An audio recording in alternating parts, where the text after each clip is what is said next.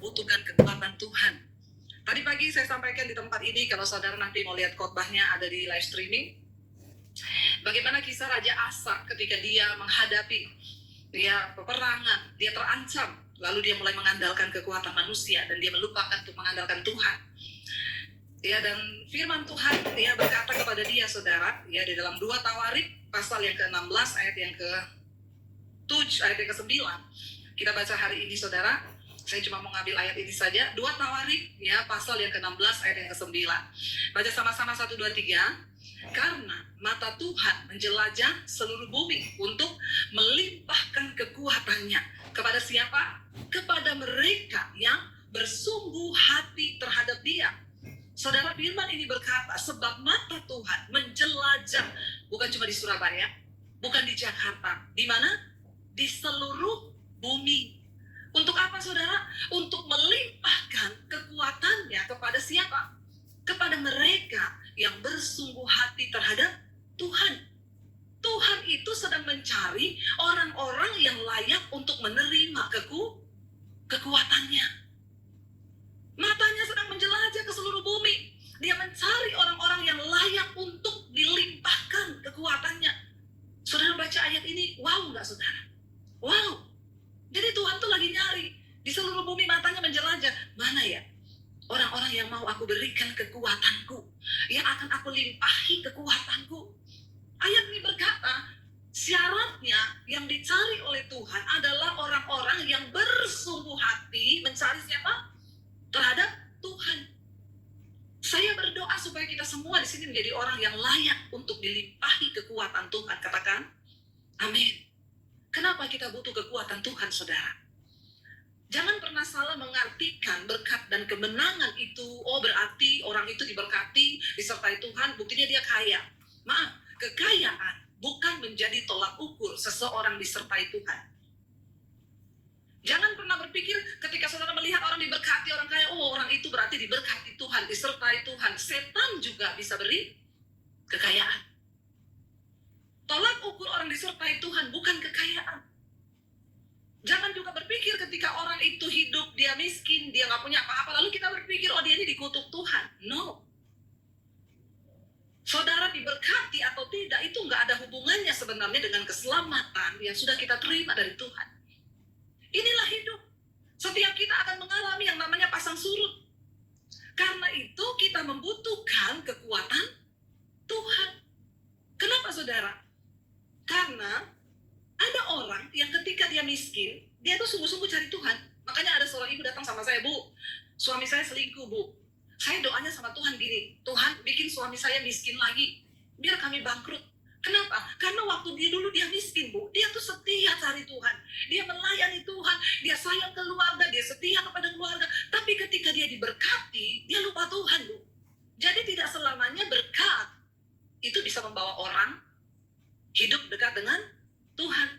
Tidak selamanya kekayaan bisa menjadikan kita bersungguh hati terhadap Tuhan. Sebaliknya, ada ibu yang konseling sama saya, Bu, suami saya. Dulu kami kaya. Waktu kami kaya diberkati, suami saya itu melayani Tuhan, Bu. Dia sayang kepada kami. Setelah dia jatuh bangkrut miskin, dia marah dan kepahitan kepada Tuhan. Dan dia berkata, saya tidak akan lagi melayani. Di mana Tuhan itu? Artinya, saudara, bukan orang yang kaya yang diberkati dan disertai Tuhan. Sebaliknya juga, bukan orang yang miskin yang diberkati dan disertai Tuhan. Itu tidak bisa menjadi tolak ukur kita tentang penyertaan dan kasih Tuhan. Ada orang ketika kaya dia jatuh. Ada orang ketika miskin dia justru jatuh jauh dari Tuhan. Tapi ada orang waktu kaya dia cari Tuhan sungguh-sungguh. Ada orang waktu miskin dia cari Tuhan sungguh-sungguh. Jadi sebenarnya bukan keadaan kita yang menentukan iman kita itu bisa menjadi pemenang sampai akhir atau tidak. Disinilah kenapa kita membutuhkan kekuatan Tuhan. Karena cuma Tuhan yang bisa membuat seorang yang kaya tetap bertahan pada posisi takut akan Tuhan dan sungguh-sungguh terhadap Dia. Dan cuma kekuatan Tuhan yang bisa memampukan orang yang miskin juga tetap sungguh-sungguh mencintai Tuhan. Makanya ayat ini berkata, Tuhan itu matanya menjelajah ke seluruh bumi. Tidak dibilang di situ untuk mencurahkan berkatnya, mencurahkan kekayaannya kepada orang yang bersungguh hati. No. Firman ini berkata, mata Tuhan menjelajah ke seluruh bumi untuk mencurahkan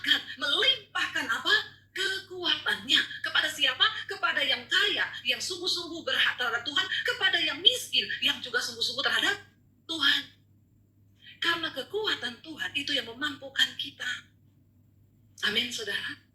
Kita harus mencapai kemenangan di dalam iman sampai pada garis yang terakhir, saudara. Di dalam kitab Wahyu pasal 21 ayat yang ke-7, firman Tuhan berkata begini. Wahyu 21 ayat yang ke-7, saudara. Barang siapa menang, ia akan apa? Memperoleh semuanya ini. Dan aku akan menjadi Allahnya, dan dia akan menjadi anakku. Sebagai orang percaya kepada Tuhan, kita harus terus melangkah di hidup ini. Baik kita kaya, baik kita miskin, kita butuh kekuatan Tuhan supaya sampai pada garis akhir kita menjadi pemenang. Jadi nggak ada hubungannya sama miskin atau kaya. Kita semua dituntut untuk menjadi pemenang. Barang siapa menang, ia akan memperoleh semuanya ini, dan aku akan menjadi Allahnya, dan ia akan menjadi anakku. Sebaliknya ayat 8 berkata apa di sana? Ayat yang ke-8 firman Tuhan berkata, baca sama-sama. Tetapi orang-orang penakut, orang-orang yang tidak percaya, orang-orang keji, orang-orang pembunuh, orang-orang sundal, tukang-tukang sihir, penyembah-penyembah berhala, dan semua pendusta, mereka akan mendapat bagian di dalam lautan yang menyala-nyala oleh api belerang. Inilah kematian yang kedua. Kenapa kita butuh kekuatan Tuhan? Supaya entah kita kaya, entah kita miskin, kita diberi kemampuan untuk terus menjaga hidup di dalam perkenanan Tuhan. Kita harus mencapai garis kemenangan. Kita harus mencapai garis finish sampai pada akhirnya. Jangan pernah meninggalkan Tuhan apapun keadaan. Saya ketemu dengan hamba Tuhan, dia bilang, Bu, saya sudah hampir meninggalkan pelayanan. Nggak ada Tuhan-Tuhanan. Kenapa saya melayani Tuhan, tapi saya tetap miskin? Saya bilang, Pak, engkau membutuhkan kekuatan Tuhan. Saya pernah ada di posisi itu, tidak punya uang 1 sen pun, tidak ada tempat saya jadikan tempat pelarian. Tapi saya tetap bertahan, karena Tuhan memberikan aku kekuatannya untuk aku bisa melewati semua hal itu. Amin, saudara. Sebaliknya ada orang yang kaya, karena dia diberkati, dia lupa Tuhan, dia jatuh dalam persinahan, dalam kenajisan. Dia mempergunakan hartanya untuk sesuatu yang tidak dikenan Tuhan, karena bingung mau buat apa lagi uangnya. Akhirnya jatuh, berselingkuh, pelihara perempuan. Dan akhirnya dia melupakan Tuhan. Saya cuma bilang, kau butuh kekuatan Tuhan. Jadi mau miskin, mau kaya, kita semua butuh kekuatan Tuhan untuk kita berjuang sampai pada garis akhir. Makanya saya mau bilang di sini buat kita yang hari ini merasa masih miskin, kekurangan, jangan sedih, karena di luar sana ada begitu banyak orang kaya yang sudah jauh dari Tuhan, dan mereka juga sama-sama tidak memiliki kekuatan dari Tuhan untuk bertahan dalam kesetiaan sampai pada garis akhir. Makanya saudara, kalau kita lihat di sini ya, kita baca di dalam ya Filipi, mari kita lihat bersama. Filipi pasal yang keempat, ayat yang ke-13. Filipi pasal yang keempat, ayat yang ke-13, di sana, Rasul Paulus menulis begini, segala perkara dapat kutanggung di dalam Dia yang memberi apa? Kekuatan kepadaku. Segala perkara bukan berarti hanya yang enak atau yang tidak enak. Tetapi namanya segala perkara, baik enak, tidak enak, baik miskin, baik kaya, dia dapat menanggungnya karena apa? Tuhan memberi kekuatan kepada dia. Coba kita baca mulai dari ayat yang ke-12, saudara. Ya, Rasul Paulus menulis begini, mulai dari ayat 12, Filipi 4. Baca bersama, dia bilang apa? Aku tahu apa itu kekurangan. Aku juga tahu apa itu kelimpahan. Artinya, Rasul Paulus pernah ada di dalam satu keadaan, dia benar-benar kekurangan. Nggak punya apa-apa. Yang di sini merasa kekurangan, jangan sedih. Semua orang-orang di dalam Alkitab dicatat sebagai orang-orang yang juga pernah ada di dalam titik yang sama. Mereka mengalami kekurangan. Bahkan saya pun yang hari ini menyampaikan firman Tuhan di depan saudara, saya pernah merasakan yang namanya hidup miskin tanpa ada apa-apa di hidup saya. Aku tahu apa yang namanya kekurangan. Sebaliknya Rasul Paulus bilang di sana apa? Aku juga tahu apa itu kelimpahan. Sebaliknya dia juga berkata, aku juga tahu apa yang namanya berkelimpahan itu. Semua yang aku mau bisa aku dapat. Dia pernah merasakan itu. Dalam segala hal dan dalam segala perkara, tidak ada sesuatu pun yang merupakan rahasia bagiku, baik dalam hal kenyang maupun dalam hal kelaparan, baik dalam hal kelimpahan maupun dalam hal kekurangan. Baru muncul ayat 13 di sana dia berkata, segala perkara dapat kutanggung di dalam Dia yang memberikan kekuatan kepadaku. Yang kita butuhkan hari ini seringkali bukan jawaban atas doa kita. Kenapa? Karena Tuhan itu gak pernah terlalu cepat untuk menjawab doa kita. Setiap persoalan yang terjadi dalam hidup kita itu Tuhan punya rencana. Tuhan punya rencana. Dan kalau engkau belum mengerti kehendak Tuhan di balik masalahmu, Tuhan itu gak pernah cepat-cepat mau jawab masalah kita. Makanya banyak orang bertanya, Bu, kenapa ya? Saya sudah berdoa puluhan tahun buat suami saya, Bu, supaya dia bertobat. Tapi kenapa dia gak tobat-tobat? Saya bilang ya karena ibu masih simpan kepahitan. Kenapa suami belum bertobat? Tuhan mau ajar ibu memiliki kasih. Doa sungguh-sungguh, layani suamimu sekalipun dia menyakiti engkau. Kalau ibu sudah melakukan itu, maka bagi Tuhan itu cepat. Jadi semua masalah yang terjadi di hidup kita, itu ada rencana Tuhan. Makanya firman Tuhan berkata, Allah itu turut bekerja untuk mendatangkan kebaikan di dalam segala perkara. Jadi ketika kita menghadapi pencobaan, ketika kita menghadapi ujian, jangan buru-buru minta jalan keluar. Tapi bilang, Tuhan, beri aku kekuatan untuk menanggung apa yang sedang aku alami hari ini, supaya aku tidak menyangkal Engkau, Tuhan. Kita tahu di Alkitab, doa AG, dia berdoa apa? Tuhan, jangan berikan kepadaku kekayaan.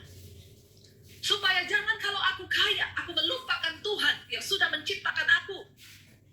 Tapi jangan berikan juga padaku kemiskinan. Supaya jangan aku menghina namamu dan berkata, di mana Tuhan itu? Buktinya saya kekurangan. Dia bilang apa? Berilah padaku Tuhan apa yang patut untuk aku jalani dalam hidupku. Jadi hati-hati saudara, bukan soal kaya atau miskin, bukan soal senang atau susah. Itu semua adalah musim dalam kehidupan yang akan selalu berganti. Tetapi yang terpenting yang harus kita miliki hari ini adalah hidup di dalam kekuatan Tuhan. Karena itu ayat itu berkata, mata Tuhan itu sedang menjelajah ke seluruh bumi. Kenapa dia mencari orang-orang yang akan dilimpahinya dengan kekuatannya? Karena Tuhan tahu yang manusia butuhkan di dalam pengiringannya kepada Tuhan itu adalah kekuatan Tuhan. Makanya Daud bisa berkata, sekalipun aku berjalan lewat lembah kelam, aku gak takut. Sebab Engkau besertaku. Bukan soal dijawab atau tidak. Penyertaan Tuhan, kekuatan Tuhan, itu akan menjadikan kita orang-orang tidak mudah menyerah. Kalau soal proses, kita semua pasti diproses, saudara. Kita semua pasti akan diproses. Kalau engkau belum pernah mengalami kekurangan, maka satu saat engkau akan diizinkan Tuhan. Kenapa? Karena tanpa engkau mengalami kekurangan, itu namanya belum komplit proses hidupmu. Makanya sekarang yang sedang diberkati, hati-hati. Minta sungguh-sungguh kekuatan Tuhan. Supaya ketika engkau diproses, engkau tidak jatuh. Ketika engkau menikmati kelimpahan, engkau juga tidak jatuh. Sebaliknya, orang-orang yang mungkin berkekurangan, ya satu saat Tuhan akan izinkan. Ya, kita harus melewati setiap musim di hidup kita. Rasul Paulus bilang, aku tahu apa itu kekurangan. Aku tahu apa itu kelimpahan. Tetapi dia bilang, dalam segala perkara, entah aku lapar, entah aku kenyang, entah aku miskin, entah aku kaya, Tuhan memberi kekuatan kepadaku. Segala perkara itu dapat kutanggung di dalam Dia yang memberi kekuatan kepadaku. Bilang hari ini, Tuhan, aku lagi ada masalah. Tapi aku percaya, aku pasti bisa melewati itu. Sebab Tuhan melimpahi aku dengan kekuatan dari tempat yang maha tinggi. Katakan amin. Yes, saudara. Tepuk tangan buat Tuhan yang tidak pernah meninggalkan kita. Mari kita punya pemahaman yang benar tentang Tuhan. Kenapa banyak orang menjadi kecewa? Karena aku berpikir ketika kau akan hadapi masalah, yang Tuhan akan berikan itu jalan keluar. Hello. Tuhan bekerja sesuai dengan waktunya. Mungkin dia akan proses kita 2 bulan. Tapi kan kita maunya hari ini proses, besok selesai. Kita lupa dan sering kali pun kita nyanyi, waktu Tuhan pasti yang terbaik. Tapi berapa sering juga kita, Tuhan besok dong Tuhan selesai masalah saya, Tuhan lusa dong Tuhan. Ingat, waktu Tuhan. Engkau pengennya besok, tapi Tuhan bilang 2 tahun. Amin. Saya ikut Tuhan. Susah terus, saudara. Susah terus. Puluhan tahun. Kekurangan terus, ya, difitnah terus, ya, dijatuhkan terus, ya, puluhan tahun. Tapi Tuhan melimpahiku dengan kekuatannya. Dan itu yang tetap membuat saya kuat dan berkata, engkau baik Tuhan. Bahkan ketika dunia, ketika setan menawarkan balik ke keluargamu, tinggalkan Yesusmu, kembali ke agamamu, buang Yesus. Saya tetap berkata, Tuhan, apapun keadaanku hari ini, Engkau baik. Karena aku sudah diselamatkan.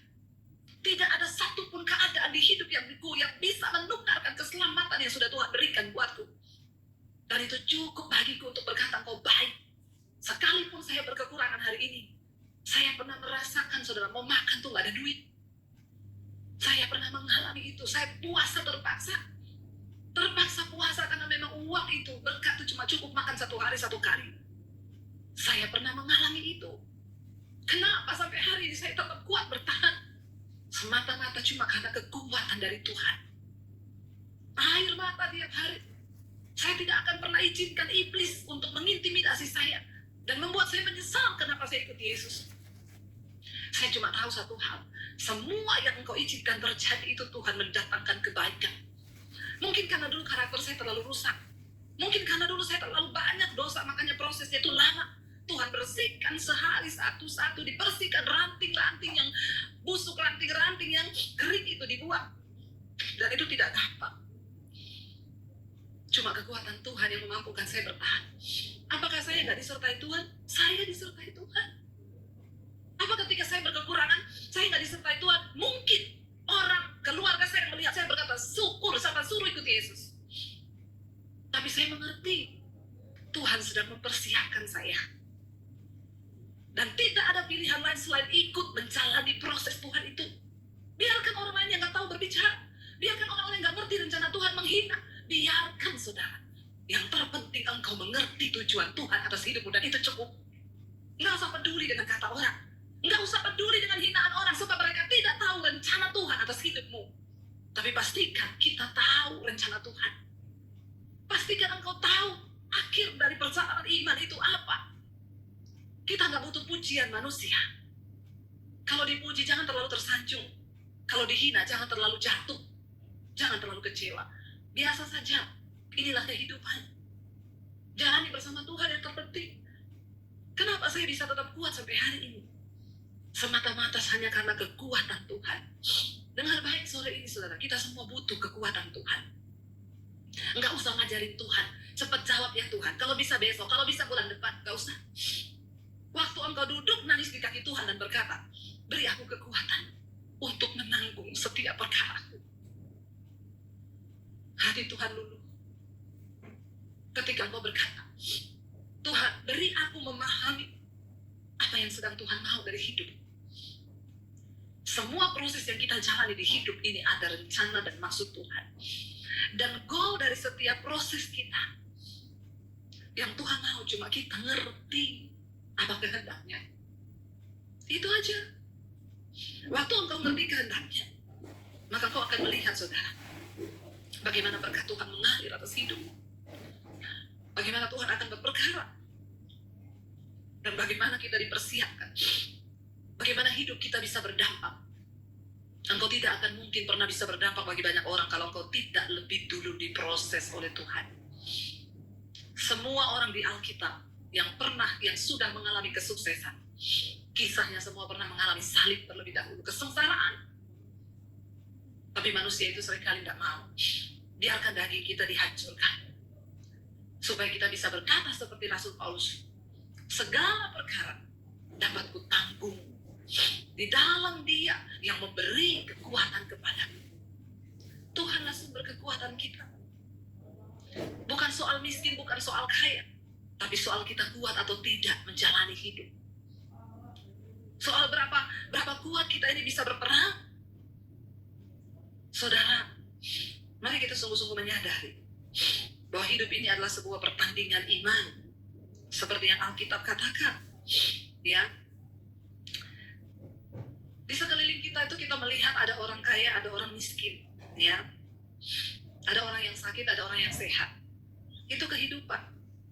Tapi semua itu tidak menjadi jaminan mereka itu menjadi pemenang-pemenang kehidupan. Bukan karena kayanya seseorang atau miskinnya seseorang. Tuhan mau, saudara, supaya kita ini menjadi orang-orang yang menang sampai pada garis akhir. Saya berdoa, ya, 2 Tawarik pasal 16 ayat yang ke-9 tadi. Kalau kita balik lagi, ya kita baca sama-sama lagi ayat ini. Saya rindu supaya kita semua sungguh-sungguh mengimani ini, saudara. Karena mata Tuhan menjelajah seluruh bumi untuk melimpahkan kekuatannya kepada mereka yang bersungguh hati terhadap Dia. Saudara, jangan sia-siakan waktu hidupmu dengan engkau berjuang dengan kekuatanmu sendiri. Kita nggak punya cukup kekuatan untuk menghadapi hidup ini. Ada saat-saat kita menjadi lemah dan rasanya ingin menyerah.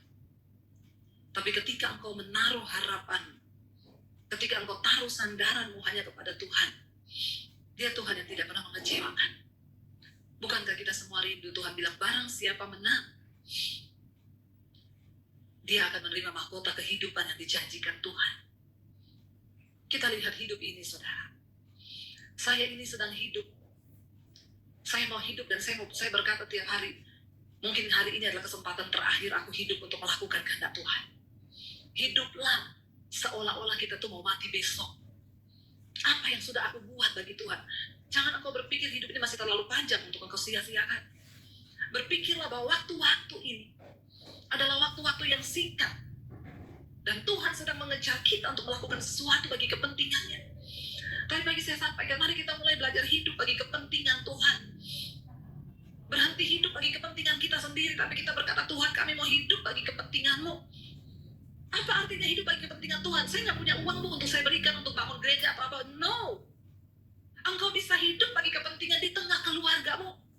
Sebagai suami, jadilah suami yang takut akan Tuhan, yang membawa istri dan anak-anaknya datang kepada Tuhan. Sebaliknya sebagai istri, jadilah penolong yang terbaik bagi rumah tanggamu, bagi anak-anakmu, bagi suamimu. Lakukan bagian kita sesuai yang sudah Alkitab tulis. Sebagai suami atau dituntut oleh Alkitab menjadi imam. Hai suami-suami, jadilah imam yang benar. Kasihilah istrimu, supaya doamu jangan terhalang. Setidaknya engkau berkata hari ini, Tuhan, aku mau melakukan bagianku seperti yang firman Tuhan tulis.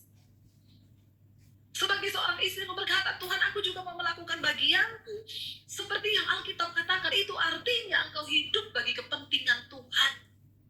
Sebagai anak-anak, Alkitab bilang apa? Hai anak-anak, hormatilah ayahmu dan ibumu, supaya lanjut usiamu. Katakan, Tuhan, aku mau mengambil bagianku. Sebagai anak, aku harus hidup menghormati orang tua. Nggak usah yang muluk-muluk hidup bagi kepentingan Tuhan. Saya harus masuk sekolah Alkitab, saya harus... No. Puji Tuhan kalau engkau diberikan berkat yang berlebih, engkau bisa menopang pelayanan pekerjaan Tuhan. Tetapi lakukan tujuan Tuhan secara pribadi atas hidup kita, saudara, hari ini. Jangan jadi jemaat yang cuma datang hari Minggu, duduk, diam, pulang, dan tidak pernah mengalami hidup, perubahan hidup. Sorry, saudara. Kita sedang hidup di waktu percepatan Tuhan. Ini adalah waktu percepatan Tuhan itu. Saya mau berkata, Tuhan, saya nggak mau kedapatan sebagai hamba Tuhan yang tidak melakukan kehendak-Mu. Biar setiap kita hari ini introspeksi diri. Dan katakan, Tuhan, aku tidak mau jadi jemaat yang kedapatan tidak melakukan kehendak Tuhan. Kenapa, saudara? Karena waktu Yesus datang kembali, di Alkitab berkata, di hari-hari terakhir, Tuhan akan mengumpulkan setiap kita. Dan Dia akan berkata, marilah kamu yang melakukan kehendak-Ku. Dia nggak cari pendeta. Dia nggak cari orang yang rajin terlibat pelayanan di gereja.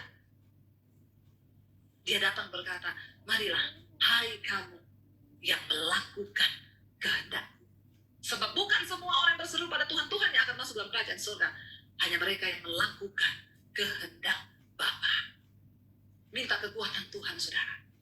Minta kekuatan Tuhan supaya kita dimampukan menjalani setiap peran di dalam hidup kita. Sebagai suami, minta kekuatan Tuhan berlutut untuk engkau menjadi suami yang benar. Sebagai istri, minta kekuatan Tuhan supaya kita juga boleh menjadi istri yang benar. Sekalipun pahit, Tuhan, aku mau bayar harga bagi suamiku. Mungkin dia berselingkuh, tapi aku mau menjadi istri yang mau berdoa bagi dia supaya dia bisa diselamatkan. Minta, saudara. Yang kita butuhkan hanya kekuatan Tuhan supaya kita mampu bertahan sampai pada garis akhir. Karena kitab Wahyu tadi berkata, kita sudah baca di Wahyu pasal yang ke-21 ayat yang ke-7. Ya, ingat, Wahyu 21 ayat yang ke-7 berkata, barang siapa menang, ia akan memperoleh semuanya ini, dan aku akan menjadi Allahnya, dan dia akan menjadi anakku. Bukankah itu yang kita rindukan? Kita sedang berjuang di hari-hari ini. Kita semua punya masalah. Semua orang punya masalah, makanya orang yang konseling kepada saya itu banyak, saudara. Kadang-kadang saya juga bingung, Bu, apa yang harus saya lakukan? Bu, apa yang harus saya lakukan? Saya bilang, cari Tuhan. Cari Tuhan. Cuma dengan mencari Tuhan, engkau akan mendapatkan kekuatan. Engkau cari saya, percuma. Saya cuma mendoakanmu. Tapi waktu kau cari Tuhan, masuk ke kamarmu, tutup pintu, berlutut kepada Tuhan di situ. Ayo saudara, rahasianya cuma satu, datang duduk di kaki Tuhan, buka hatimu dan katakan, Tuhan, apa yang kau mau dari hidupku? Berapa banyak saudara yang sudah jadi Kristen dan engkau melakukan hal itu? Sebuah kerinduan di dalam hatimu hanya untuk melakukan apa yang Tuhan mau. Saya yakin saudara, kalau kita punya kerinduan seperti itu, maka Alkitab berkata, yang tadi Tuhan sedang menjelajah matanya ke seluruh bumi. Waktu dia dapati engkau sedang berlutut di kamarmu, dia berhenti sejenak dari penjelajahannya. Dan dia turun atas hidupmu, melimpahkan engkau dengan kekuatannya. Dan saudara bisa bayangkan kalau kita mendapatkan kekuatan Tuhan, itu artinya engkau memperoleh kemenangan yang sesungguhnya di dalam hidupmu. Kenapa? Karena tidak ada satupun keadaan yang bisa membuat kita jauh dari Tuhan. Dalam segala perkara Rasul Paulus bilang, aku dapat menanggung segala perkara itu di dalam Tuhan yang memberikan kekuatannya kepadaku. Biar kita semua mau hidup sungguh-sungguh dekat dengan Tuhan. Biar kita semua mau hidup sungguh-sungguh melekat dengan Tuhan hari-hari ini. Kita tidak bisa lagi pakai kekuatan kita, saudara. Kita cuma butuh kekuatan Tuhan. Sebab dia yang sanggup membawa kita menang. Hari ini saya rindu membawa saudara ketemu secara pribadi dengan Tuhan. Lewat penyembahanmu, saya undang para imam musik. Mari datang pada Tuhan secara pribadi. Saya hanya menyampaikan apa yang sudah firman Tuhan suruh sampaikan. Tapi hari ini saudara praktik, cari Tuhan secara pribadi. Datang lewat pujian penyembahan. Berhubungan langsung dengan Tuhan. Supaya engkau mengalami kekuatannya. Supaya engkau mengalami hadirat yang akan membawa engkau kepada kemenangan.